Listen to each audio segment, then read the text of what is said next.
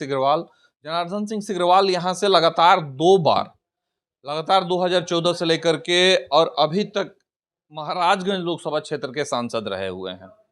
हम इनसे जानेंगे लोकसभा क्षेत्र के बारे में और तमाम उन गतिविधियों के बारे में हम इनसे जानेंगे जो अभी चल रहे हैं। राजनीतिक चर्चा भी हमारी कुछ होगी, लेकिन सबसे पहले सर हम ये जानना चाहते हैं, सर माहौल क्या है? माहौल बहुत ही अच्छा माहौल है और हमें लगता है कि सारे लोगों के मन में मोदी जी ने जो देश के लिए किया है, क्षेत्र के लिए किया है, वो सारे लोग अपना वोट दे करके उसे उतारना भी चाहते हैं और देश के समृद्धि, देश के विकास के लिए सब लोग लगे हुए हैं मोदी के साथ। और इसका एक ऐसा माहौल इस बार चुनाव में बना है कि हमें कभी सोच भी नहीं सकते।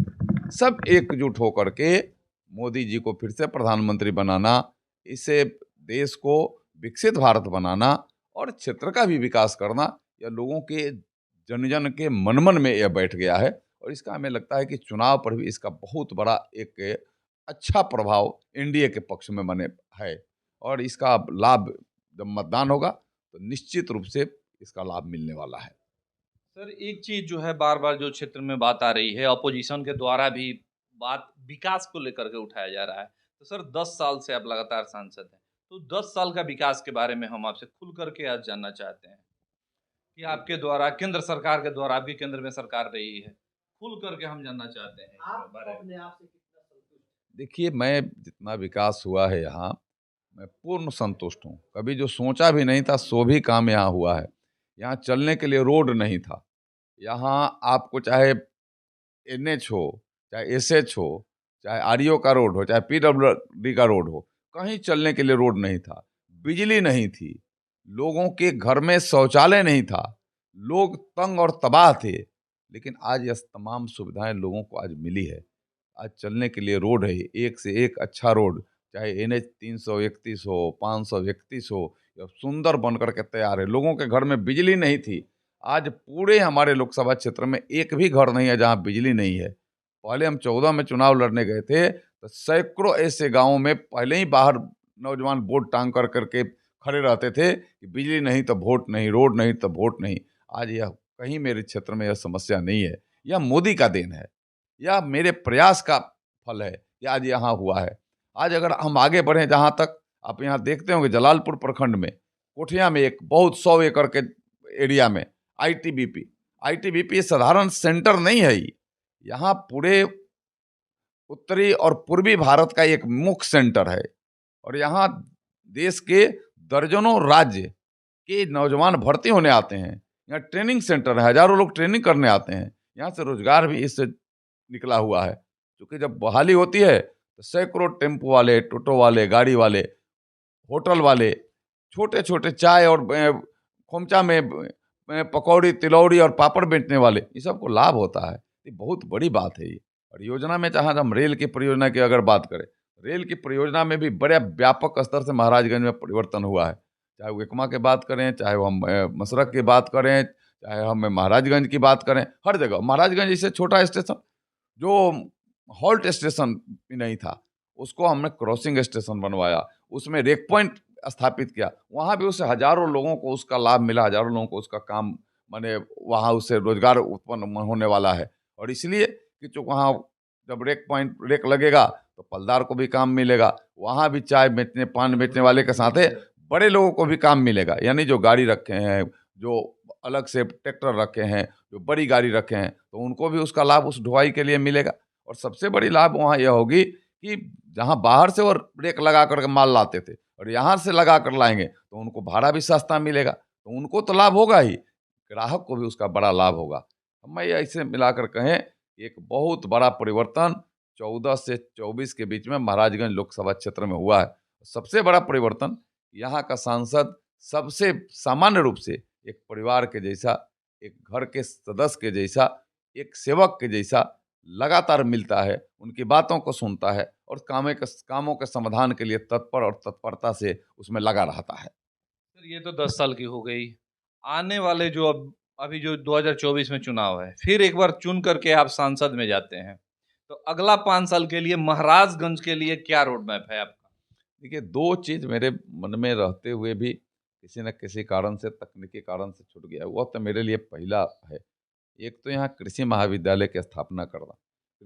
महाविद्यालय की स्थापना से सीधे कृषि की डिग्री लेकर के हमारे नौजवानों को सीधे सरकारी नौकरी, गैर सरकारी नौकरी उनसे प्राप्त होगी। और वह जब डेवलप होगा तो किसानों को भी सीधे सीधे लाभ मिलेगा। तो एक मेरे मन में। दूसरा, यहाँ मेडिकल कॉलेज के लिए भी मेरा लगातार प्रयास है, आगे भी रहेगा।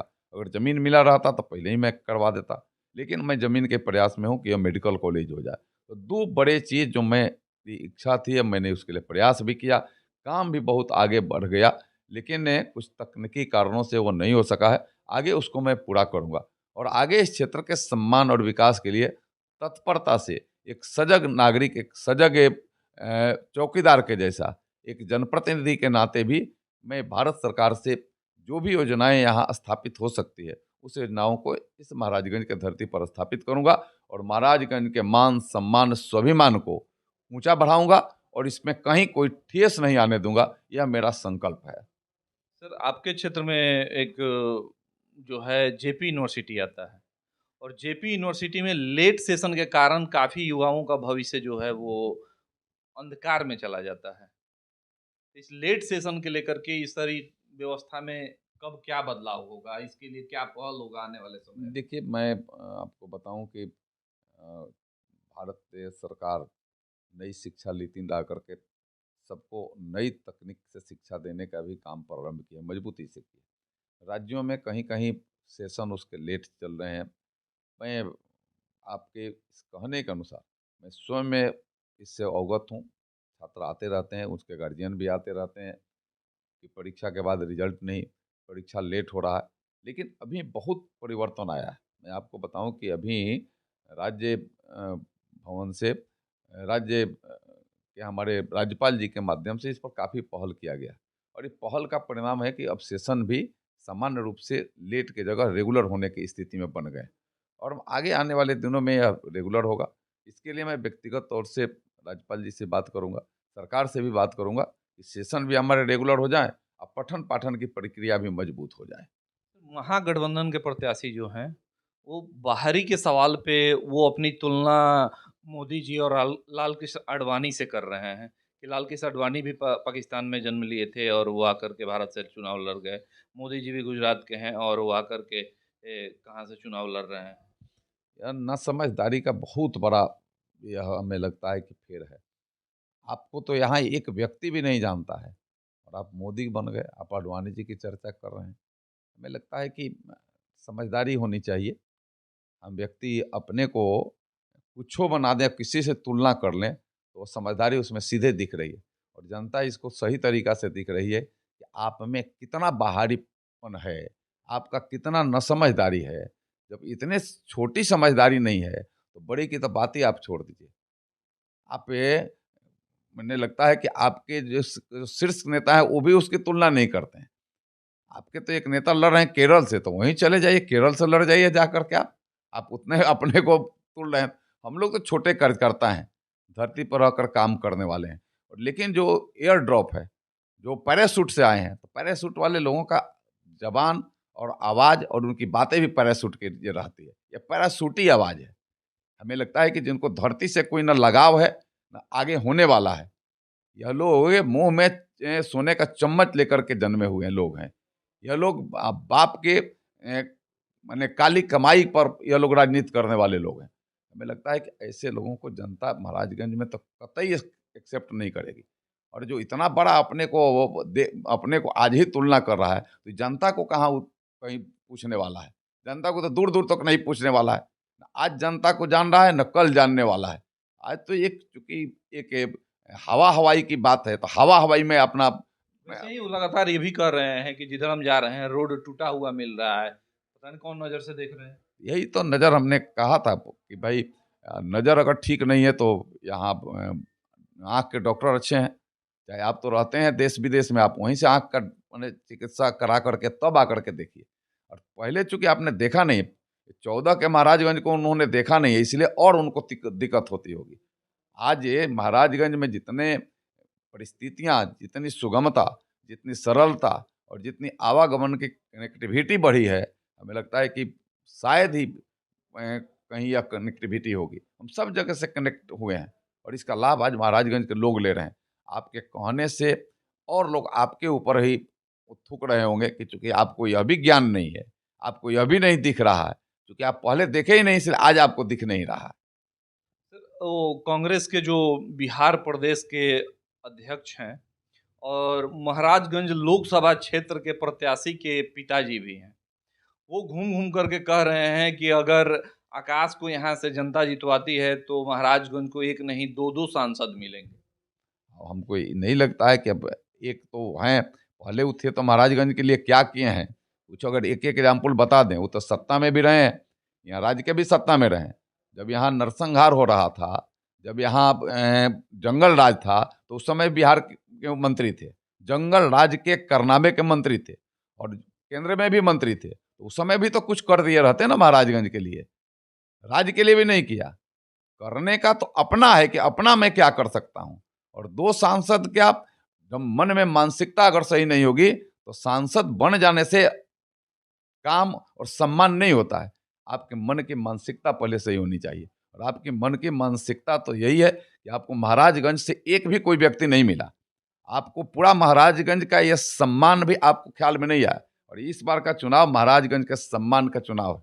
महाराजगंज के लोग यह देख रहे हैं कि आपको पूरे इतनी बड़ी आबादी में आपको कोई नहीं मिला जिसको आपको अगर मिला तो आप उसको माने अपना प्रत्याशी बना सकें।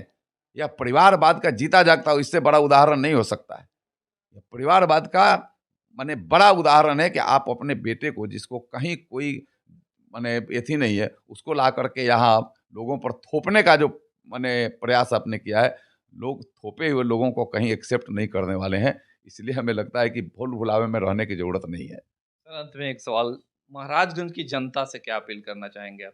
एक ही मैं अपील करूंगा कि यह आपके सम्मान स्वाभिमान की इस बार की लड़ाई है, और महाराजगंज की जनता लड़ भी रही है।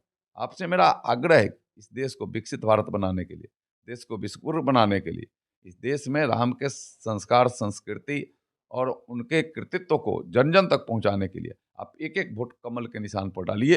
और मोदी जी जैसे सेवक जो देश का भी सेवा कर रहे हैं और दुनिया में भी भारत का नाम रोशन कर रहे हैं, उसमें आप मजबूती से अपना सहयोग करने का, आशीर्वाद देने का काम करिए।